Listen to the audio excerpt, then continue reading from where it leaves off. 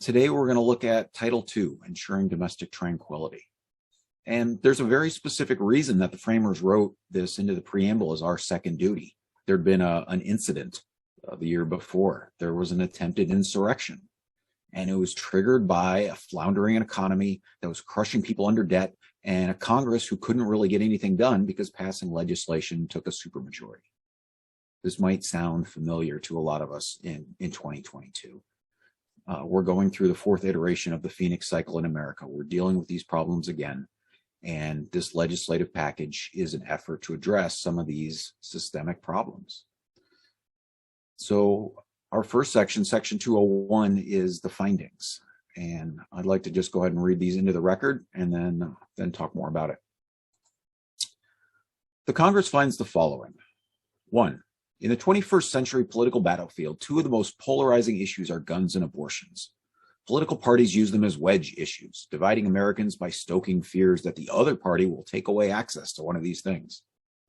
2. Proponents of restricting access to guns and abortion are a minority of the American people. According to Gallup polls in 2021, just 19% of Americans support making all abortion illegal, and 80% oppose a handgun ban.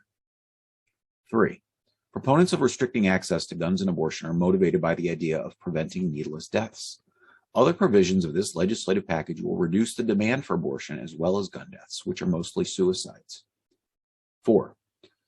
By declaring a truce on these issues for a period of time, where all sides both give and gain concessions, America can better focus on addressing the root causes of needless deaths.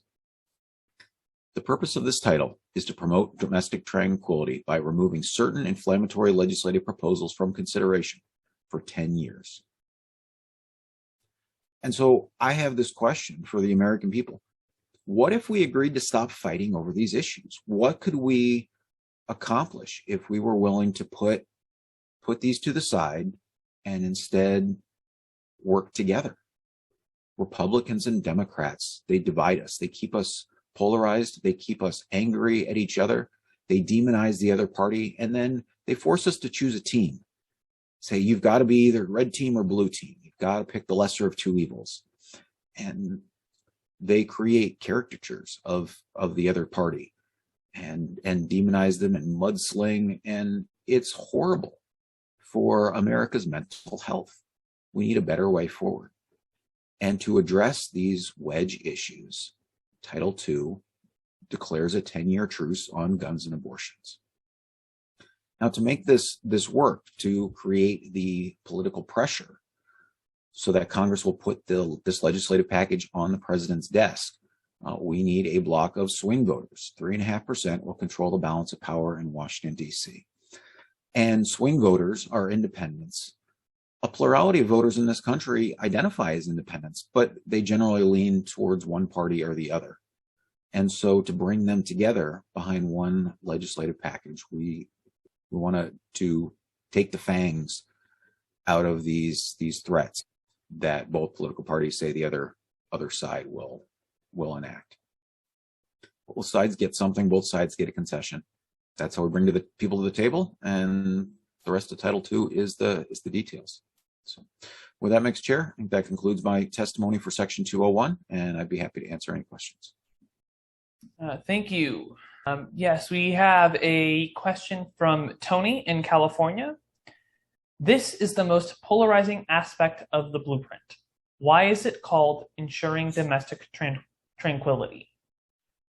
The short answer is because ensuring domestic tranquility is a duty. It's one of the things that the framers put in the preamble. This is what we're supposed to be doing. And I guess the long answer, though, is because these are the issues that are stopping us from working together. This isn't to say that people who care about guns and abortions don't have sincerely held beliefs, but it's to recognize that there are larger issues in this country that we're being distracted from.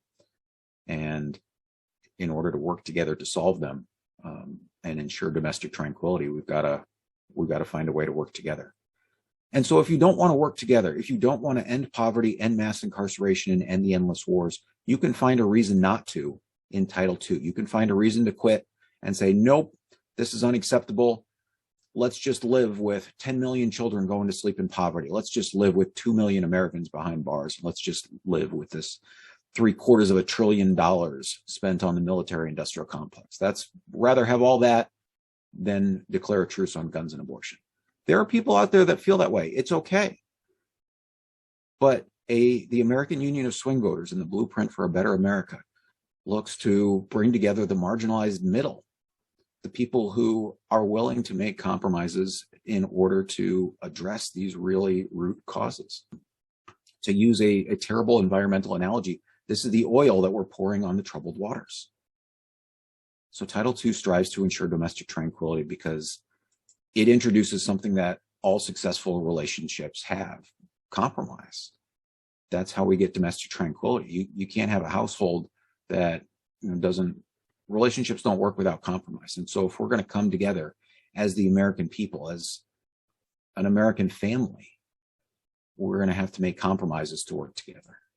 It's what the framers did so they could ensure domestic tranquility. The whole Constitution after the preamble is a collection of compromises.